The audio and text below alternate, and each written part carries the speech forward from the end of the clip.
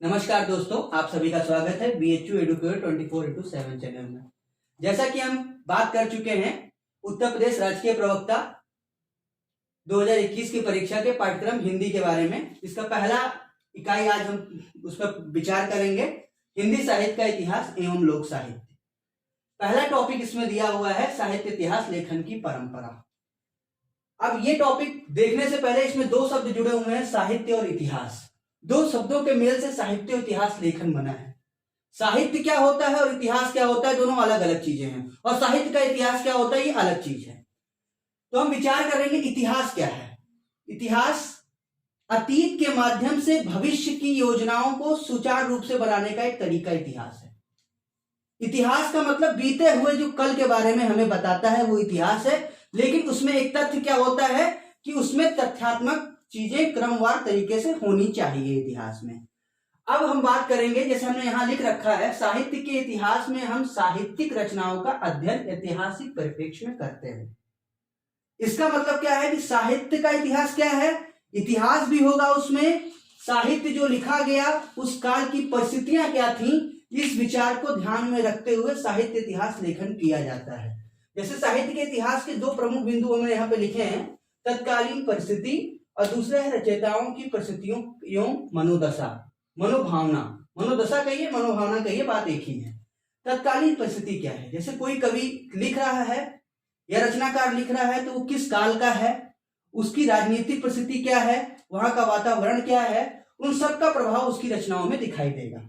रचयिताओं की मनोदशा, अब क्या है, कोई व्यक्ति अगर विरह वेदना में है तो वो जब कविता लिखेगा तो उसमें प्रिय से वियोग की भावना स्पष्ट रूप से दिखाई देगी। जब कोई संयोगावस्था में होगा, अपने प्रिय के पास में होगा, तो उसके जो प्रेम काव्य लिखेगा उसमें अलग तरीके का एक उदात्त प्रेम आपको दिखाई देगा। रामचंद्र शुक्ल का नाम आप सभी जानते हैं। उन्होंने एक ही लाइन में बहुत ही अच्छे तरीके से इतिहास लेखन की प्रक्रिया को वर्णित कर दिया है। दर्शक से दृष्टा बनना यही इतिहास लेखन की प्रक्रिया है। आचार्य रामचंद्र शुक्ल, दर्शक से दृष्टा, जैसे हम भी देखते हैं किसी चीज को जो हमारे समय साथ बीत रही है, लेकिन दृष्टा का मतलब क्या है, उसको बारीकी से देखना, समझना कि हाँ ये घटना अगर घटी तो इसके पीछे कारण क्या है और इस घटना के घटने से क्या भविष्य में इसका परिणाम हमें देखने को मिलेगा। इन सारी चीजों पर विचार करने वाला व्यक्ति ही इतिहास लेखन कर सकता है। आचार्य रामचंद्र शुक्ल की ही पुस्तक से ये मैंने परिभाषा यहाँ उद्धृत की है, हिंदी साहित्य का इतिहास आचार्य रामचंद्र शुक्ल की भूमिका से। हम सब मित्रों में एक बात बहुत स्पष्ट तरीके से कह देना चाहता हूं कि हमें हिंदी साहित्य का इतिहास जो रामचंद्र शुक्ल ने लिखा है उसकी भूमिका अवश्य रूप पढ़ लेनी चाहिए। उस भूमिका को पढ़ लेने मात्र से ही आपके 4 से 5 क्वेश्चन प्रत्येक परीक्षा में आने की संभावनाएं बनती हैं। अब इस परिभाषा को समझेंगे हम, उसके बाद हम डिसाइड करेंगे कि इतिहास लेखन की परंपरा कहां से स्टार्ट होती है। जबकि प्रत्येक देश का साहित्य वहां की जनता की चित्तवृत्ति का संचित प्रतिबिंब होता है, तब यह निश्चित है कि जनता की चित्तवृत्ति के परिवर्तन के साथ साथ साहित्य के स्वरूप में भी परिवर्तन होता चला जाता है। आदि से अंत तक इन्हीं चित्तवृत्तियों की परंपरा परखते हुए साहित्य परंपरा के साथ उनका सामंजस्य दिखाना ही साहित्य का इतिहास कहलाता है। अगली लाइन अति महत्वपूर्ण है, जो अधिकतर जगह छोड़ दी जाती है, इसको ध्यान में रखना है। जनता की चित्तवृत्ति बहुत कुछ राजनीतिक, सामाजिक, सांप्रदायिक तथा धार्मिक परिस्थिति के अनुसार होती है। ठीक, ये परिभाषा कहां से, हिंदी साहित्य का इतिहास आचार्य रामचंद्र शुक्ल। हर बिंदु पर एक ऑब्जेक्टिव आपके सामने है, आपको ध्यान देना है बस। पहला ऑब्जेक्टिव यही दिख गया, हिंदी साहित्य का इतिहास किसकी पुस्तक है या किसका इतिहास ग्रंथ है, आचार्य रामचंद्र शुक्ल का। यह परिभाषा आपको जरूर ध्यान रखनी है। यह परिभाषा कभी कभी पूरी तरह से कोट कर दिया जाता है किसी भी पेपर में, खासकर नेट का पेपर हो या किसी भी आप असिस्टेंट प्रोफेसर का पेपर दे रहे हो, कभी कभी ये परिभाषा कोट कर देता है और आपके सामने 4 ऑप्शन साफ साफ दिखाई देंगे, आचार्य रामचंद्र शुक्ल, अजय प्रसाद द्विवेदी, महावीर प्रसाद द्विवेदी, राम कुंवर वर्मा। अगर आप इस परिभाषा को पढ़े हैं तभी ये प्रश्न सही हो सकता है। अब आइए परिभाषा में बात करते हैं। जबकि प्रत्येक देश का साहित्य वहां की जनता की चित्तवृत्ति का संचित प्रतिबिंब होता है। अब यहां पर 2 चीजें मैं अंडरलाइन कर रहा हूं, उनको ध्यान से देखिएगा।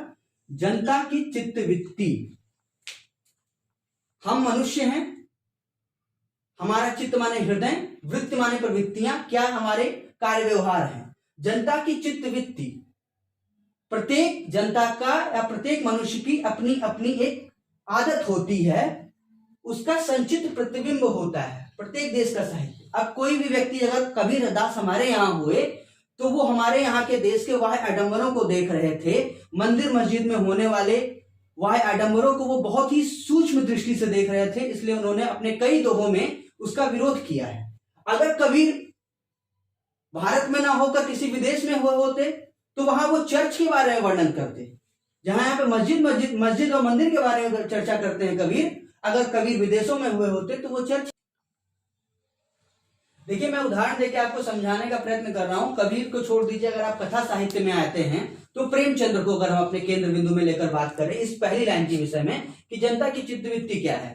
प्रेमचंद उपन्यास जब लिख रहे हैं तो उसमें मुख्य रूप से वो अंग्रेजों के द्वारा किए गए अत्याचारों तथा भारतीय स्वतंत्रता संग्राम के विषय में उनके उपन्यासों में स्पष्ट रूप से दिखाई देता है। सामाजिक कुरीतियों का भी वर्णन उनके उपन्यासों में दिखाई देता है। अगर यही बात हम अभी चले जाएं उधर विदेशों में तो बहुत सी मार्क्सवादी उपन्यासकारों के यहाँ वो अपने यहाँ की तत्कालीन परिस्थितियों को लिख रहे थे।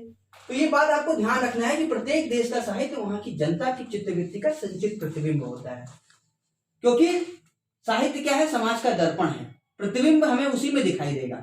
ये बात ध्यान रखना। अगली लाइन देखिए, तब यह निश्चित है कि जनता की चित्तवृत्ति के परिवर्तन के साथ साथ साहित्य के स्वरूप में भी परिवर्तन होता चला जाता है। आज कोई 21वीं सदी में हम लोग जी रहे हैं।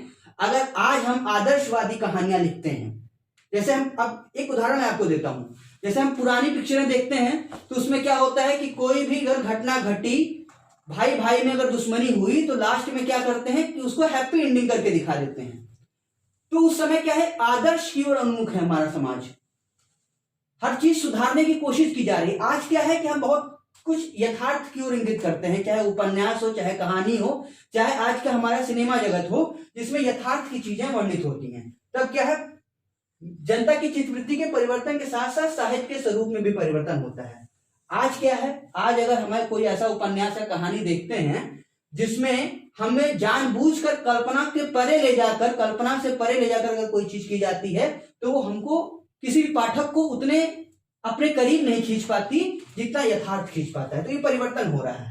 आदि से अंत तक इन्हीं चित्तवृत्तियों की परंपरा परखते हुए साहित्य परंपरा के साथ उनका सामंजस्य दिखाना ही साहित्य का इतिहास है।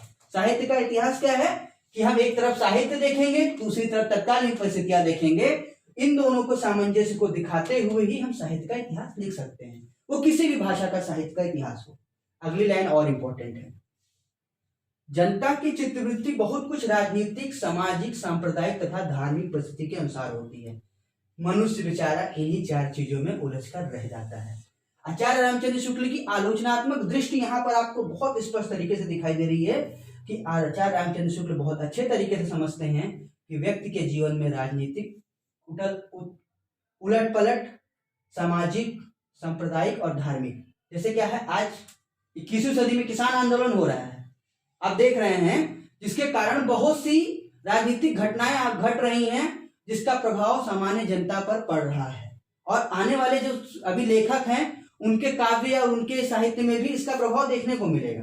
सामाजिक, अगर हम गरीब हैं तो हम अपने ही जो समाज है उससे जुड़े हुए, या कोई दलित लेखक है तो वो दलित साहित्य से जुड़ा हुआ जब लिखता है तो उसके अपनी आत्म अनुभूतियां उसमें बहुत ज्यादा सम्मिलित होती हैं। सांप्रदायिक, जिस व्यक्ति ने सांप्रदायिक दंगा अपनी आंखों से देखा हो, चाहे वो गोधरा कांड हो या फिर विभिन्न आतंकवादी घटनाएं, वही समझ पाते हैं कि सांप्रदायिकता क्या होती है।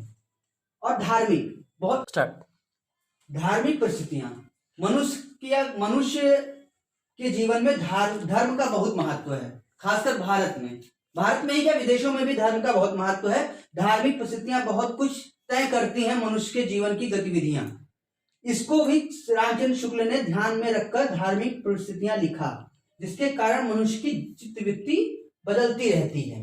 कभी कभी हम धर्म के ठेकेदारों के द्वारा दिग्भ्रमित कर दिए जाते हैं और हमारे मन की भावनाएं बदल जाती हैं। इन सारी चीजों को ध्यान में रखकर रामचंद्र शुक्ल ने इन चार चीजों को उल्लेखित किया।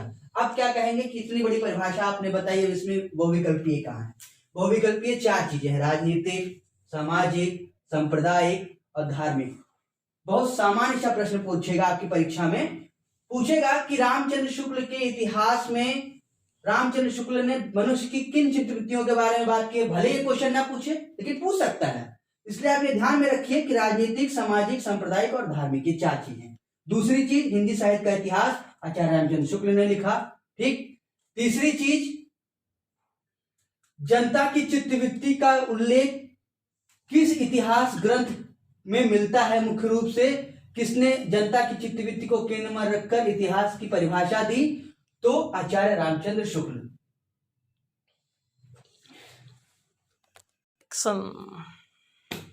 जैसे कि अभी रामचंद्र शुक्ल की परिभाषा से हमें बहुत ही अच्छे ढंग से समझ में आ गया कि साहित्य का इतिहास क्या होता है। साहित्य का इतिहास मुख्य रूप से जनता की चित्तवृत्तियों का संचित प्रतिबिंब होता है। जो चित्तवृत्तियां समय अनुसार जनता की बदलती रहती हैं, उसी प्रकार साहित्य भी बदलता रहता है। अब दूसरी बात करते हैं, हिंदी साहित्य इतिहास लेखन की जो प्रक्रियाएं हैं उनमें मुख्य रूप से 3 या 4 प्रक्रियाओं का उल्लेख आपको देखने को मिलता है, ठीक है। जैसे वर्णानुक्रम पद्धति, दूसरा है कालानुक्रम पद्धति, तीसरा है वैज्ञानिक पद्धति, चौथा है विधेयवादी पद्धति। इन चारों पद्धतियों के आपको नाम कम से कम मोटे तौर से ध्यान में होने चाहिए कि मुख्य रूप से वर्णानुक्रम, कालक्रमानुक्रमी, इसको सामान्य भाषा में बोल सकते हैं कि मतलब क्रम के अनुसार, काल के समय के अनुसार, कालक्रम में कि कौन जन्म तिथि के अनुसार कवियों की बात करते हैं। जैसे हम पहली बात कर रहे हैं वर्णानुक्रम पद्धति, इसको दूसरा नाम दे सकते हैं वर्णमाला पद्धति। इसको वर्णमाला पद्धति क्यों कहते हैं, इसका कारण क्या है? देखिए, जैसे कि क्या है कि 2 विद्वान जो उन्होंने हिंदी साहित्य का इतिहास वर्णानुक्रम पद्धति में लिखा, गार्हता तासी तथा शिव सिंह सेंगर, इन दोनों का नाम आगे हम विस्तार रूप से चर्चा करेंगे कि इन्होंने कौन सा इतिहास ग्रंथ लिखा था। गार्हता तासी में तभी मैं यही इंगित कर देता हूं कि गार्हता तासी पहले विद्वान हैं जिन्होंने हिंदी साहित्य का इतिहास लेखन करने का प्रयत्न किया, जो फ्रेंच भाषा में लिखा गया, जिसमें उपयोग क्या किया गया, किस तरह का लिखा गया। इन्होंने कई कवियों का संग्रह किया, लेकिन उनको किस हिसाब से रखा, उनका क्रम वर्णमाला पद्धति के अनुसार। जैसे अगर कबीर और केशवदास की बात करें तो दोनों का नाम का से शुरू होता है, तो जब हम इनके इतिहास ग्रंथ को पढ़ेंगे तो कबीर और केशवदास एक ही अध्याय में मिल जाएंगे, जबकि दोनों कवि का समय अलग अलग है, परिस्थितियां अलग अलग हैं। केशवदास रीतकालीन कवि हैं और कबीरदास भक्तकालीन कवि हैं, लेकिन दोनों का उल्लेख इस इतिहास ग्रंथ और शिव सिंह सेंगर के इतिहास ग्रंथ शिव सिंह सरोज में भी दोनों का उल्लेख लगभग एक ही जगह मिल जाएगा, जिससे ये एक दोषपूर्ण स्थिति उत्पन्न हो जाती है, जिससे हमें ये पता नहीं चल पाता ढंग से कि हाँ कौन सा कवि किस काल में हुआ और उसकी प्रवृत्तियां क्या थी, उस समय की वातावरण क्या था जिसको लेकर साहित्य लिखा गया।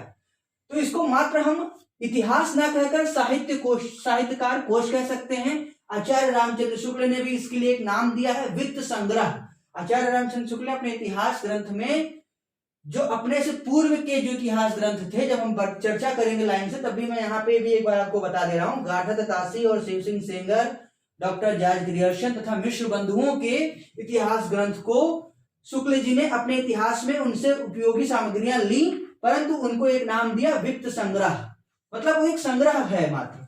साहित्य कोशक कोश, साहित्यकार कोश इसलिए कह सकते हैं क्योंकि साहित्यकारों का परिचय हमें यहाँ पे मिल जाएगा, लेकिन समुचित ज्ञान हमें उसका नहीं मिल पाएगा। दूसरा है कालानुक्रमी पद्धति, मतलब ऐतिहासिक काल क्रमानुसार तिथि क्रम, कवियों की जन्म तिथि के अनुसार इसमें हम इतिहासकारों ने, जो भी साहित्य के इतिहासकारों ने थे, उनको कवियों की जन्म तिथि के अनुसार संयोजित किया। परंतु इसमें भी कमी क्या है, जन्म तिथि के अनुसार कवियों को रख तो दिया गया, परंतु उस काल की प्रवृत्ति के बारे में कोई विचार नहीं किया गया। तीसरी है वैज्ञानिक पद्धति, जिसमें इतिहासकार निरपेक्ष तथा तटस्थ होकर तथ्य संकलन करता है। संकलन तो ये बहुत ढंग से करते हैं, वैज्ञानिक तौर से करते हैं, प्रवृत्तियों का भी उल्लेख करते हैं, कालक्रम को भी देखते हैं, परंतु उनका व्याख्या ढंग से नहीं करते, विश्लेषण नहीं करते उसका। ये कमी इस वैज्ञानिक पद्धति में रह जाती है। जो सर्वाधिक उपयोगी पद्धति है वो विधेयवादी पद्धति है, जो अत्यधिक इतिहासकारों द्वारा उपयोग की गई। इस पद्धति के जनक थे इतिहासकार बेन, लेकिन हिंदी साहित्य में इसका उपयोग सबसे पहले शुक्ल जी ने किया। इसमें मुख्य रूप से 3 चीजें इंपॉर्टेंट हैं, प्रवृत्तियां भी होती हैं, इसमें तत्कालीन परिस्थितियां भी होती हैं, कालक्रम भी होता है और इनकी समयोजित व्याख्या भी होती है, कि अगर भक्ति काल का नाम भक्ति काल रखा गया तो क्यों रखा गया, आदिकाल का नाम वीर गाथा काल रचा रामचंद्र शुक्ल कहते हैं तो क्यों कहते हैं, उसके पीछे वो एक तर्क रखते हैं, तथ्य देते हैं, ग्रंथों का उल्लेख करते हैं। तो सबसे सर्वाधिक उपयोगी पद्धति है विधेयवादी पद्धति। इसको आपको ध्यान रखना है कि प्रश्न इस तरह पूछा जा सकता है कि आचार्य रामचंद्र शुक्ल ने हिंदी साहित्य का इतिहास किस पद्धति के अनुसार लिखा, तो विधेयवादी पद्धति के अनुसार लिखा। इसके अतिरिक्त आपको मैंने यहाँ नाम लिखा, गाथा दत्तासी तथा शिव सिंह सेगर ने वर्णानुक्रम पद्धति का उपयोग किया। मिश्र बंधु तथा डॉक्टर जॉर्ज ग्रियर्सन ने भी काल अनुक्रमा पद्धति का, पहली बार काल विभाजन का प्रयत्न डॉक्टर जॉर्ज ग्रियर्सन, उसके बाद मिश्र बंधुओं ने किया। आचार्य शुक्ल ने इन सभी पद्धतियों का उपयोग समुचित रूप से करते हुए विधेयवादी पद्धति को अपनाया, जिसमें उन्होंने प्रवृत्तियां, परिस्थितियां कालक्रमानुसार व्यवस्थित किया कवियों को और उनका समुचित वर्णन किया। मित्रों, आज हमने इतनी चीजें पढ़ी। मेरा उद्देश्य यह है कि हम ज्यादा चीजें पढ़ें, समझें और उसको अपने ध्यान में रखें। तो अगली बार अगले वीडियो में हम चर्चा करेंगे कि इतिहास लेखन की परंपरा कहां से प्रारंभ हुई, उन इतिहासकारों का नाम, उनके इतिहास ग्रंथों के नाम के विषय में चर्चा करेंगे। इसलिए आप हमसे जुड़े रहें। BHU एडुकेयर 24/7 चैनल में। बहुत बहुत धन्यवाद।